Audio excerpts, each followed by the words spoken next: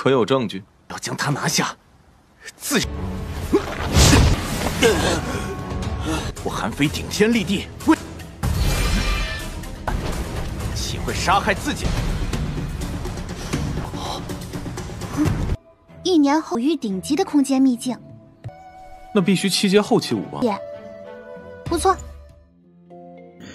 Halo semuanya, selamat datang di Ruang Film. Bagaimana kabar kalian semua? Semoga selalu sehat dan baik-baik saja. Sesuai jadwal, jadi pada hari ini kita kembali melanjutkan series Donghua Martial Master episode terbaru. Yang mana ini adalah episode yang ke-421 sampai 422. Sebelum kita mulai, lebih baik kita lihat lagi apa saja yang telah terjadi pada episode sebelumnya. Di minggu kemarin, para tetua sekte pedang iblis begitu penasaran mengapa Su Yuqing dan juga Yang Ling tidak kunjung menunjukkan batang hidungnya. Padarnya, Su Yan pun memberitahu kalau Su Yuqing maupun Yang Ling sudah dihabisi oleh Han Fei. Perkataan Su Yan itu sontak saja membuat semua orang terkejut, apalagi ketua sekte Yan. Ia tidak pernah menduga kalau Han Fei akan melakukan hal seperti itu. Tentu saja Han Fei tidak membenarkannya. Ia terus berusaha membela dirinya dan menjelaskan kalau ia tidak sekalipun menghabisi Su Yuqing. Karena dia terus dituduh, jadi dia pun memberitahu kalau yang menghabisi Su Yuqing adalah Qin Chen dan juga Juruyu. Pasalnya dia tahu betul kalau mereka telah terlibat masalah dengan Su Yuqing. Mendengar nona mudanya dituduh seperti itu membuat Hong Ying marah besar dan langsung saja melancarkan serangan. Tidak berhenti sampai di situ saja, tetua kelima juga dengan mudah dirinya habisi karena terus melawan. Sekarang kita akan melanjutkan episode terbarunya. Melihat kematian dari tetua kelima membuat para tetua lainnya marah besar. Tentu saja tindakan dari Hong Ying akan mereka balaskan. Saat juga para tetua pun mulai melancarkan serangan kepadanya. Namun dan cepat ketua sekte Yan menghentikan serangan dari para tetua karena ia tahu betul kalau mereka melawan maka akan kembali membuat Hong Ying marah. Dan benar saja Hong Ying menanyakan apakah sekte pedang iblis ingin melakukan pemberontakan. Ketua sekte Yan tentu tidak niatan untuk melakukan pemberontakan. Ia juga merasa kalau tetua kelima memang pantas untuk mendapatkan hukuman. Sebab dia itu sudah sangat berani melawan perintah dari aula penegak hukum. Ia pun memberikan peringatan kepada para tetua, yang membuat mereka tidak berani lagi membalaskan dendam tetua kelima. Hong Ying agak kesal kepada Han Fei sebab dia itu menuduh orang lain demi bisa membersihkan dirinya. Ia pun meminta ketua sekte untuk memberikan hukuman kepada Han Fei. Sekali lagi, ketua sekte Yan menanyakan siapa yang telah menghabisi Su Yuqing. Han Fei meminta maaf karena sebelumnya dia itu salah tunjuk orang. Karena yang telah menghabisi Su Yuqing adalah pria bernama Qin Chen. Qin Chen menanggapi hal itu dan santai sebab mereka tidak memiliki bukti kalau dirinya lah yang menghabisi Su Yuqing. Han Fei yang masih kesal kepadanya meminta ketua sekte untuk menangkap Qin Chen. Saat juga, ketua sekte Yan pun berusaha untuk menyerangnya. Untung saja, Qin Chen berhasil dilindungi oleh Zhou Xingfang dan juga Nang Gongwan. 错了，不是这位白衣仙子，可有证据？要将他拿下，自。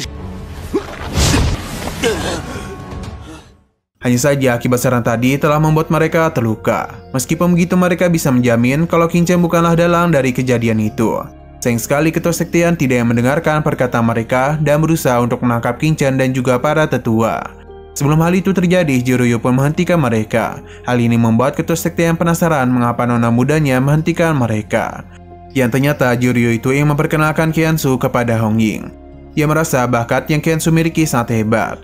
Jadi dia itu ingin merekomendasikannya ke istana penegak hukum. Hong Ying memuji penilaian dari nona mudanya dan ia juga tidak mempermasalahkan hal itu. Apalagi dia ini tidak menduga kalau Qiansu yang masih muda berhasil mencapai ranah Martial King menengah tingkat ke-7. Dan usia yang masih muda, Qiansu itu bisa menjadi lebih hebat lagi. Juruyu memberitahu kalau Qiansu mau bergabung, maka ia akan melindungi keselamatannya, termasuk keluarga dan juga temannya. Padahal itu Qiansu pun melihat ke arah Qin Chen, yang mana dia merasa kalau kesempatan ini harus dirinya ambil demi bisa melindungi Qin Chen. Jadi pada akhirnya Qiansu pun akan bergabung dan istana penegak hukum. Karena urusannya sudah selesai, jadi Juruyu pun meminta ketua sekte Yan untuk melanjutkan urusannya. Tentu saja dia itu sudah tidak bisa berbuat apapun. Di sini Qin Chen cukup kesal kepada ketua sekte Yan karena telah menuduh dirinya sebagai pelaku. Padahal mereka itu tidak memiliki bukti apapun. Ketua sekte Yan meminta tetua Wu untuk menggunakan cermin kebenaran. Tetua paham dan menanyakan kepada Qin Chen mengenai kesiapannya dalam menerima cermin kebenaran. Qin Chen sama sekali tidak gelisah dan meminta mereka untuk melakukan pemeriksaan kepada dirinya. 小子，你进。是。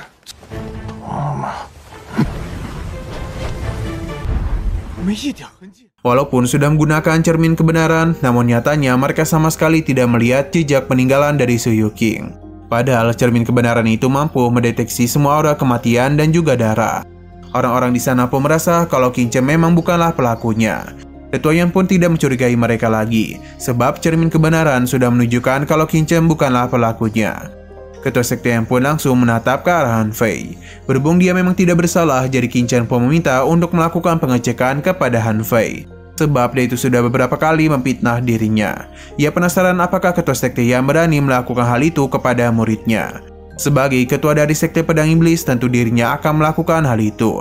Maka karena itulah dia meminta Tetua Wu untuk melakukan pemeriksaan yang sama kepada Han Fei. Han Fei yang tahu dirinya tidak bersalah, meminta Tetua Wu untuk segera melakukan hal itu.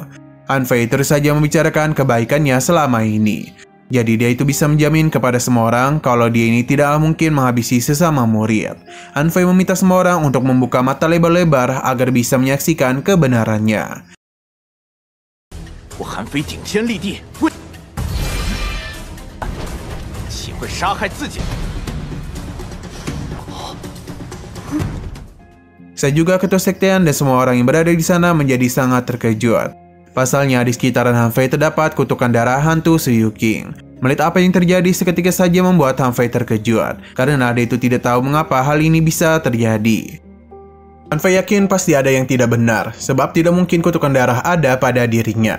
Hanya saja para tetua sudah tidak ingin mendengar perkataannya, sebab Han Fei sudah terbukti menghabisi Su Yuqing. Han Fei tentu tidak mengakui hal ini sebab yang menghabisi Su Yuqing adalah Qin Chen dan bukanlah dirinya. Dia yakin pasti ada yang salah pada kutukan darah itu. Sepertinya Ketua Sekte Yan sudah tidak ingin mendengarkan perkataannya lagi. Di sini Hong menjelaskan kalau kutukan darah merupakan roh jahat yang muncul sebelum darah inti mati. Jadi bagaimana bisa hal itu dikendalikan? Maka sudah dipastikan kalau Han Fei memang adalah dalang yang telah menghabisi Su Yuqing. Mendengar penjelasan itu, Ketua Sekte Yan pun meminta para penjaga untuk membawa Han Fei keluar dan masukkan ke penjaranya. Han Fei terus memohon agar Ketua Sekte Yan mau mendengarkan perkataannya. Nah, terlihat kalau Qin Chen ini merasa senang karena rencananya telah berhasil. Han Fei yang tidak terima dituduh segera melancarkan serangan ke arah Qin Chen. Namun dengan sangat cepat Qian Su melindungi Qin Chen dan melancarkan serangan balik kepadanya. 把韩非带下去，宗主，松手！ Semua orang begitu terkejut karena Qian Su memiliki pergerakan yang sangat cepat dan bahkan mudah menyerang Han Fei. Han Fei yang masih belum menyerah kembali memohon kepada Ketua Sekte Yan agar menangkap Qin Chen dan juga wanita ini, sebab mereka berdualah pelakunya. Melihat apa yang terjadi membuat Hong Yi merasa kalau Sekte Pedang Iblis tidak begitu tegas dalam hukum muridnya. Ia pun berencana untuk melaporkan hal itu kepada pemimpinnya. Dengan perasaan kesal, Ketua Sekte Yan pun akan memberikan hukuman secara langsung kepada Han Fei. Apalagi Han Fei itu kembali mengutuk Hong Ying. Alhasil hanya dalam satu kali serang saja Han Fei pun langsung dibuat lockout dari dunia ini.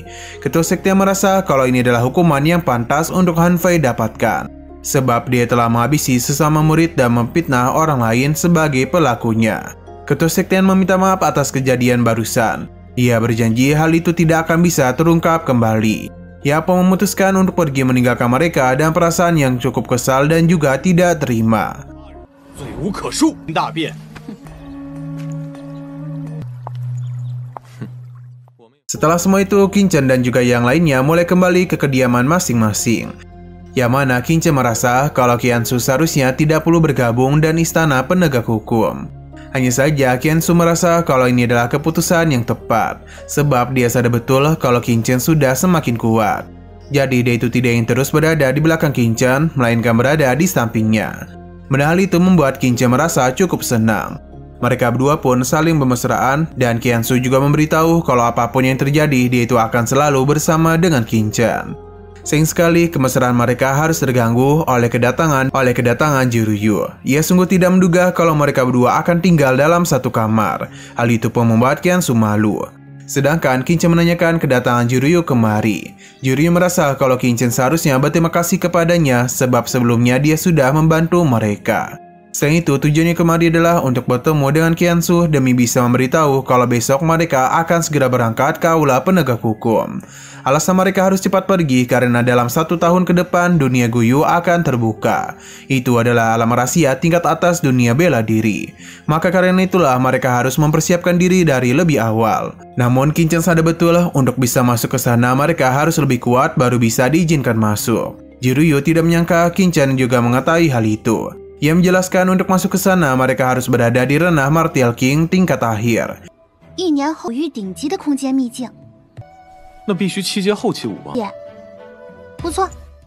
Jiruyu berencana untuk mengajak Qiansu bergabung ke penerimaan murid baru Istana Piao Miao. Jika Qiansu berhasil, maka dia dan bibinya akan membawa Qiansu masuk ke kolam suci langit demi bisa mensucikan diri. Setidaknya dibutuhkan waktu setengah tahun untuk bisa menyelesaikan penyucian. Jiruyu yakin Qiansu pasti dapat melakukan penerobosan dan bisa masuk ke dunia Guyu bersama mereka.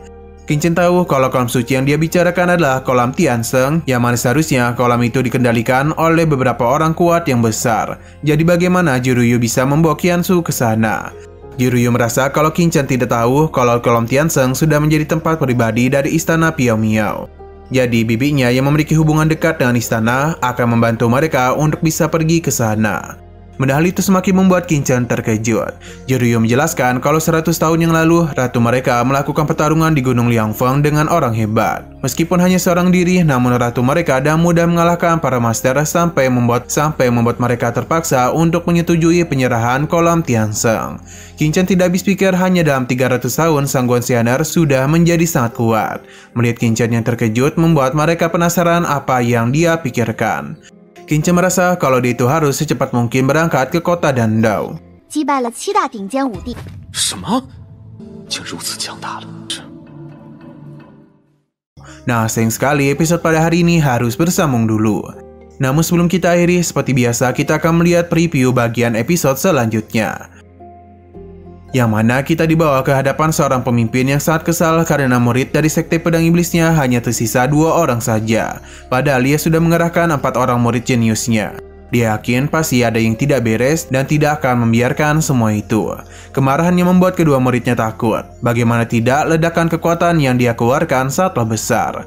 Sepertinya ketua sekte ini sudah diberitahu apa yang terjadi di sana. Maka karena itulah ia meminta tetua Su Feng untuk melakukan penyelidikan secara diam-diam kepada Qin Chen. Dan bahkan dia itu meminta tetua Su Feng untuk menghabisi mereka. Kita dibawa ke sekte pedang iblis yang mana ketua sektian menjadi sangat kecewa sebab kali ini sekte pedang iblisnya hanya mampu sampai ke tingkat ke-5 saja. Sedangkan yang mampu naik ke tingkat ke-6 adalah Qin Chen, Ye Huming, Qiansu, dan juga Jiruyu.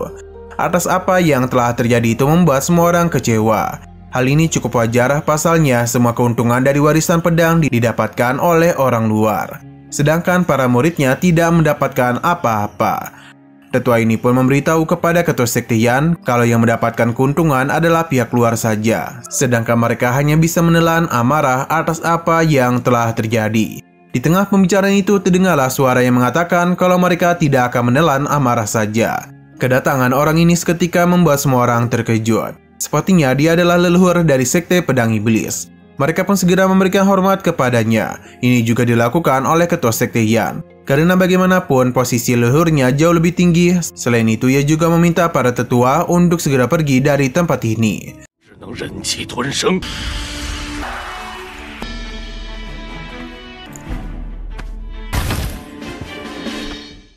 Setelah leluhurnya duduk dengan santuy, ketua sekte yang penasaran mengenai alasan gurunya datang kemari.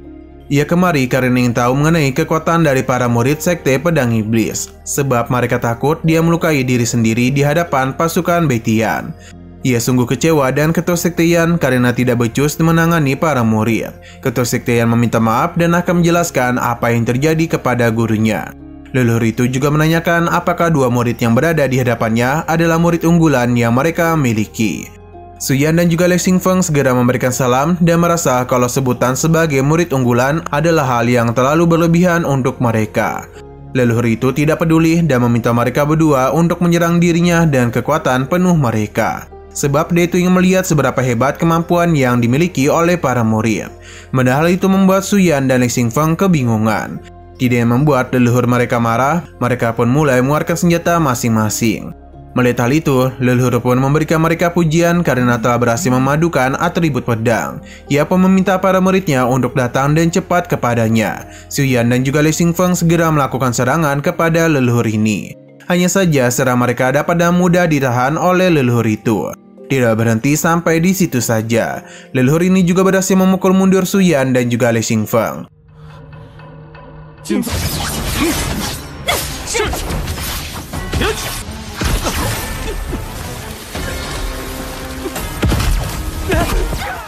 Meskipun tidak melukainya, namun leluhur memberikan mereka pujian karena telah mendekati tahap awal material Sovereign atau Huang.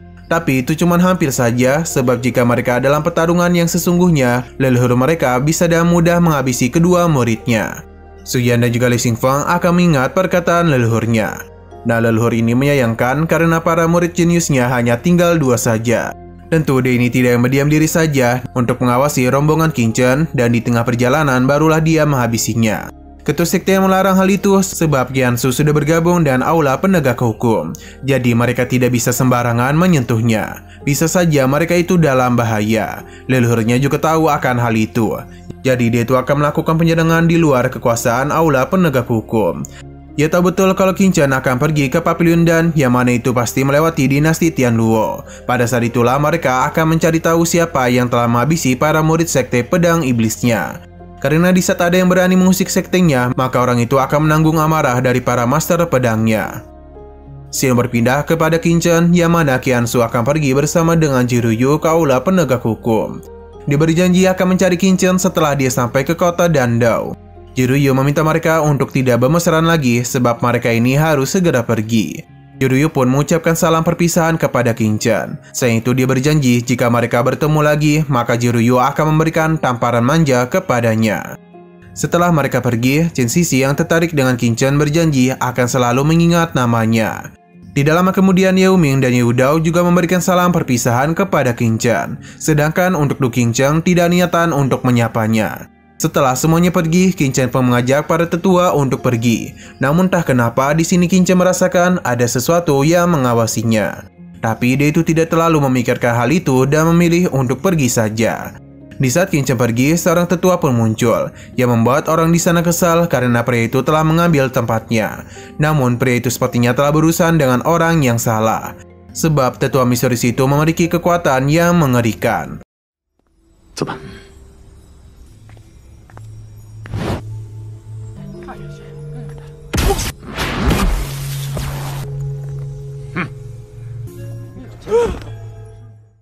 Scene berpindah kepada Qin Chen dan para tetua, yang mana kini mereka telah sampai ke tempat pusat pengiriman di luar lembah Changlan.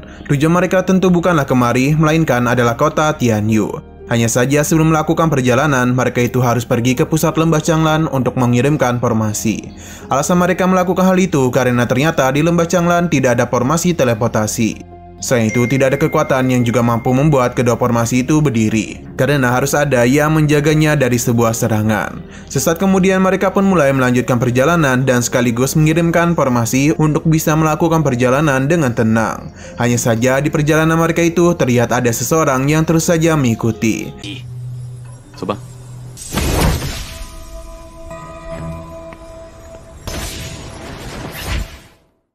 Sampai pada akhirnya mereka pun berada di sekitaran wilayah kerajaan Tianluo. Mereka akan pergi ke kota kekaisaran untuk mengirimkan formasi. Setidaknya untuk sampai mereka akan memakan waktu sampai 1 hari. Qin Chen paham dan meminta Tetua Xingfeng dan juga Tetua Nanggong Wang untuk pergi lebih dulu. Sebab dirinya itu akan mengurus orang yang sejak tadi telah mengikuti mereka. Hal ini sama sekali tidaklah disadari oleh para tetua. Ini cukup wajar, pasalnya kekuatan orang yang mengikuti mereka berada di ranah Martial King. Selain itu, Qin Chen juga sudah tahu kalau orang itu telah mengikuti mereka sejak awal pergi. Mendengar hal ini, para tetua pun dibuat bertanya-tanya siapakah yang telah mengikuti mereka. Apakah itu Kaisar Jianzong atau orang-orang dari aula penegak hukum? Qin Chen juga tidak tahu, tapi yang pasti orang ini bukanlah berasal dari aula penegak hukum. Qin Chen pun meminta mereka untuk pergi ke Huangzheng terlebih dahulu, sedangkan orang itu akan dirinya tangani. Di saat Qin Chen pergi, Tetua Xingfeng meminta Nanggong untuk tidak khawatir sebab mereka harus percaya dengan kekuatan dari Qin Chen. Selain itu, jika mereka terus berada di sini, maka mereka hanya akan menjadi beban bagi Qin Chen saja.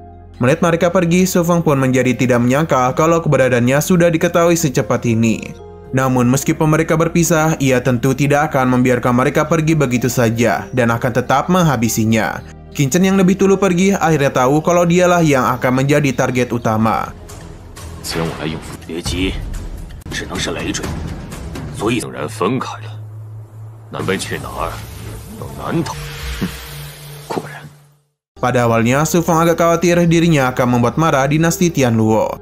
Namun karena mereka masih berada di pinggiran wilayah, Su Feng pun bisa menjadi lebih tenang. Sebab setidaknya dia tidak akan menimbulkan masalah besar.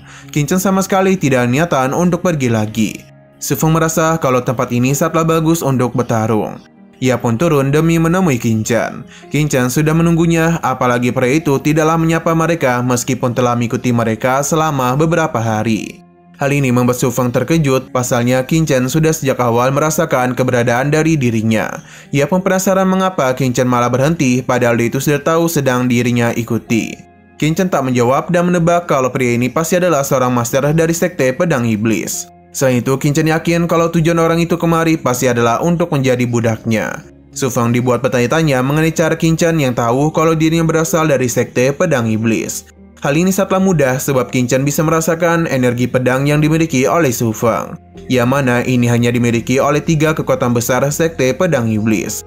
Berhubung identitasnya sudah diketahui, maka pada akhirnya Tetua Su Feng pun mulai melepaskan topengnya dan menunjukkan identitasnya kepada Qin Chen. Dia memberikan pujian kepada Qin Chen dan juga akan memberikannya satu kesempatan. Jika Qin Chen mampu membuat dirinya terkesan dengan harta pedang iblis yang dia dapatkan. Qin Chen membenarkan kalau dia memang menemukan harta berupa sebuah teknik yang sangat hebat. Ia pun memperlihatkan hal itu kepada Tetua Su Feng. Ledakan kekuatan dari teknik ini pun begitu mendominasi dan juga sangat menakutkan. Ia pun menjadi sangat senang dan bertanya-tanya teknik apakah itu. 老夫身份，否则道的一切都说出来。天宫法。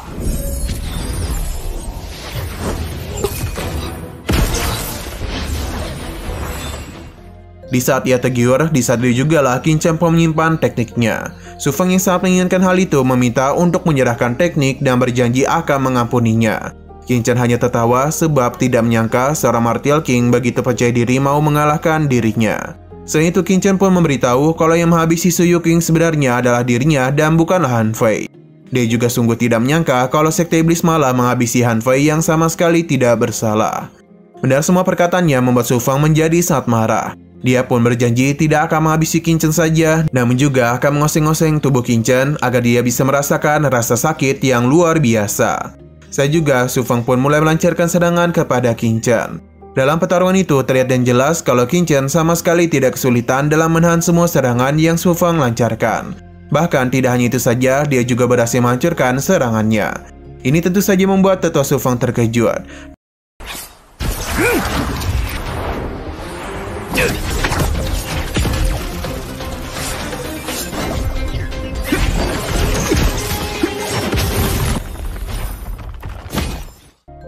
Meskipun kemampuan Qin Chen membuatnya terkejut, tapi Su Feng tidak niatan untuk menyerah dan akan membuktikan kalau dirinya jauh lebih kuat. Saat juga, ia pun mulai melancarkan serangan kepada Qin Chen. Tapi semua itu sudah mudah dihindari oleh Qin Chen, bahkan dan begitu santunya dia itu menunggu serangan selanjutnya. Merasa diremehkan, Su Feng pun kembali meningkatkan serangan untuk memastikan kematian dari Qin Chen. Tapi sepertinya itu hanyalah hayalan dari Tetua Su Feng saja. Sebab Qin Chen segera mengeluarkan Yongye untuk menahan semua serangan itu. Melihat apa yang terjadi membuat Tetua Su Feng tidak percaya bagaimana bisa serangannya ditahan dengan begitu mudah.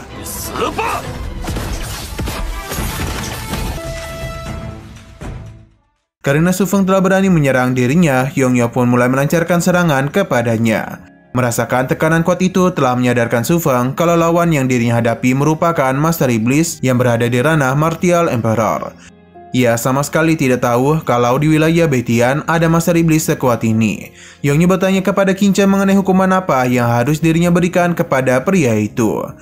Yang mana Qin Chen meminta untuk melumpuhkan Su Feng. Yongye paham dan akan melakukan hal itu. Hanya saja, Su Feng yang telah mendengar semua ini tidak niatan untuk membiarkan hal itu terjadi. Dia berusaha untuk melawan, tapi dengan mudahnya Yongye menahan semua serangannya. Dan kali ini dirinya lah yang akan melancarkan serangan balik kepada Su Feng. Dalam pertarungan itu sudah jelas kalau kemampuan di antara mereka terlampau jauh. Su Feng begitu kewalahan menahan setiap serangan yang Yongye berikan. Sampai ketika Yongye menggunakan cambuknya telah menyadarkan Su Feng kalau mereka berdua pasti adalah orang-orang yang dicari oleh aula penegak hukum. Karena dirinya sudah dikenali, maka Yongye tidak niatan untuk membiarkannya hidup. Saat juga dia pun mulai meningkatkan kekuatannya demi bisa melenyapkan Su Feng. Su Feng pun memilih untuk menyerang Qin Chen lebih dulu karena dan begitu masalahnya akan selesai. Hanya saja Yongye tidak akan membiarkan hal itu terjadi. 被认出来了。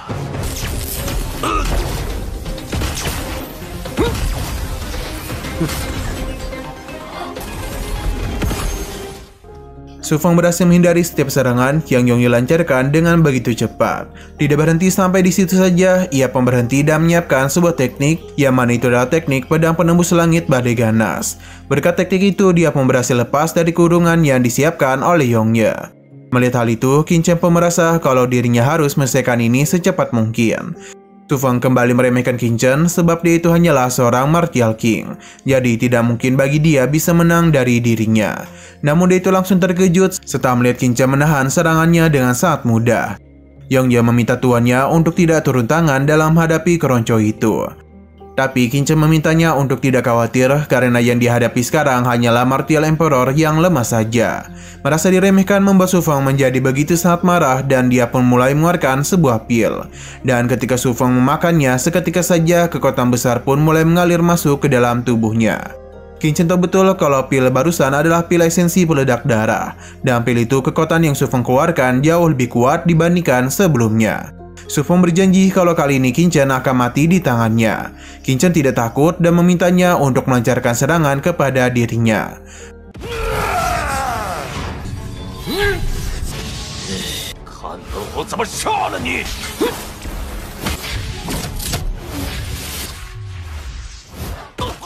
Dalam pertarungan itu, kepercayaan diri Su Feng langsung hilang setelah merasakan sendiri betapa kuatnya Qin Chen.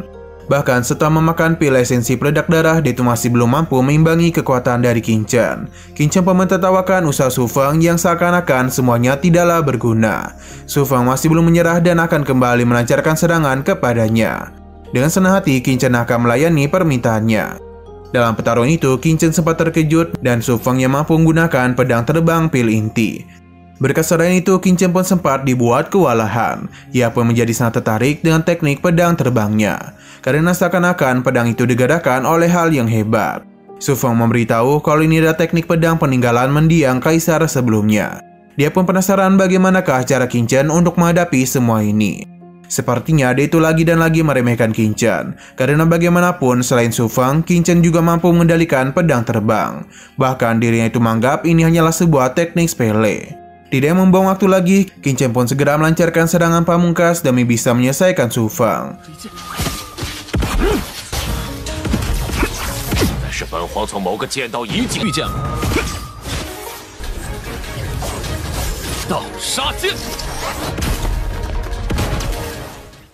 Su Feng sadar betul kalau kondisinya saat ini tidaklah baik-baik saja. Sebab jika teknik darahnya telah habis, maka efek pil obatnya juga akan menghilang. Hal itu tentu akan membuat dirinya dalam bahaya. Maka karena itulah dia akan menggunakan batasan ruang angkasa demi bisa mengurus Qin Chen. Hal itu seketika saja membuat Qin Chen terkejut. Sebab batasan ruang tersebut dimiliki oleh Martial Emperor. Su Feng membenarkan hal itu dan tidak peduli seberapa kuat Qin Chen, dia itu tidak akan bisa lepas dari kematian. Meskipun Su Feng telah menggunakan pembatas alam, tapi Qin Chen tidaklah takut. Sebab ini semua tidak akan mungkin bisa menghentikan dirinya. Saya juga, Qin Chen pun mulai menggunakan alam pedang yang telah dirinya pelajari. Alam pedang yang Qin Chen gunakan berhasil menghancurkan teknik pembatas alam milik Su Feng.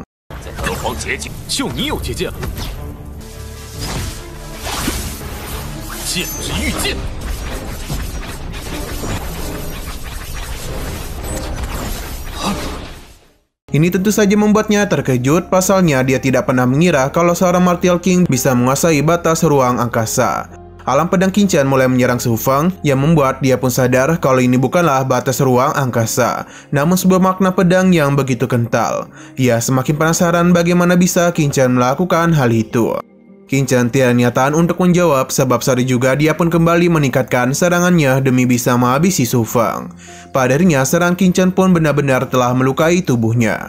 Berhubung dia sudah kalah kuat dari Qingchen, maka Su Feng pun berusaha untuk melarikan diri dari tempat ini. Hanya saja sepertinya hal itu tidak akan semudah yang dirinya pikirkan. Sebab saya juga sebuah serangan sudah menunggu dirinya. Su Feng sama sekali tidak mampu menghentikan kedua senjata itu dan akhirnya dia pun tidak bisa melarikan diri. Pemilik dari serangan itu tentu tidak bukan dan tidak lain adalah Yongye. Ia pun muncul sambil mentertawakan Su Feng. Ia memberitahu kalau sejak awal dirinya sudah tahu Su Feng pasti akan melarikan diri. Ia pun akan membentuk sebuah penghalang agar Su Feng tidak bisa kemana-mana. Tidak mau menyerah begitu saja, Su Feng pun kembali melakukan sesuatu. Ia telah berhasil membentuk sebuah pedang yang mampu menghancurkan formasi dari Yongye. Selain itu dia pun kembali melancarkan serangan ini kepada Qingchen. Hanya saja sepertinya dia telah salah menargetkan Qingchen. Sebab serangan yang dilancarkan itu dengan mudah Qingchen tahan dan teknik pedangnya. Tidak berhenti sampai di situ saja, pedang-pedang yang dimiliki oleh Su Feng juga berhasil dirinya jatuhkan.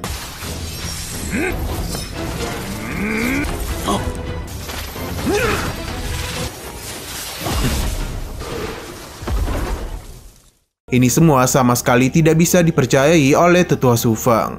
Berhubung mereka sudah bertarung dalam waktu yang cukup lama, jadi pada akhirnya Qingchen pun langsung saja melancarkan serangan terakhir untuk menghabisi Su Feng.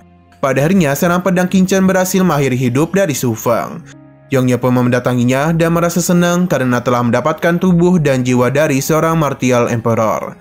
Sedangkan untuk Qingchen sendiri mengambil cincin penyimpanan dan juga manik-manik pedang yang dimiliki oleh Su Feng. Di sini Qingchen mencoba untuk mengendalikan mereka, namun pada awalnya itu tidaklah berhasil. Sampai pada akhirnya Qingchen pun kembali mencoba dan dia pun berhasil menjadikan pedang-pedang terbang Su Feng sebagai miliknya. Qingchen segera melakukan uji coba dan hal itu benar-benar membuat dirinya terkesan. Qingchen merasa puas setelah mendapatkan pil dari pedang terbang Su Feng.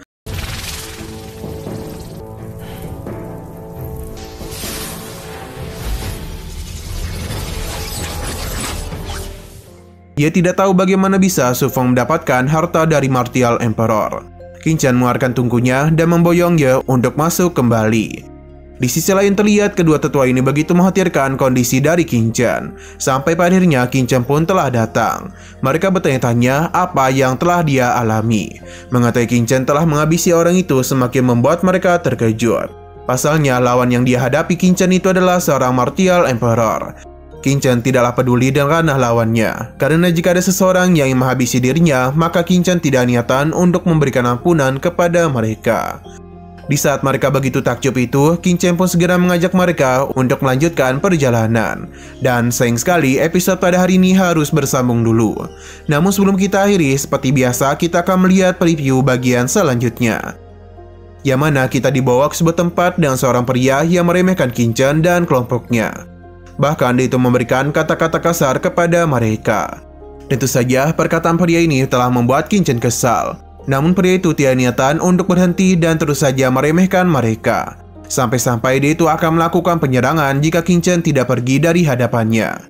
Tentu saja tindakan itu tidaklah pintar karena berani membuat Qingchen marah. Hanya dalam satu kali gerakan tangan saja Qingchen itu telah berhasil mementalkan orang itu dan membuat teman-temannya datang menghampiri Qingchen. Alhasil kelompok ini pun akan segera melancarkan kepada kelompok Qingchen. Oke, sekian dulu pada video kali ini. Untuk video selanjutnya akan segera hadir. Jadi bagi kalian yang mengikuti series ini, langsung saja klik subscribe dan aktifkan loncengnya. Terima kasih yang sudah menonton video sampai habis. Jika kalian suka pada video ini, klik like dan share ke teman-teman kalian tentang channel ini. Dan ditunggu aja kelanjutannya. Oke, sampai jumpa di video selanjutnya.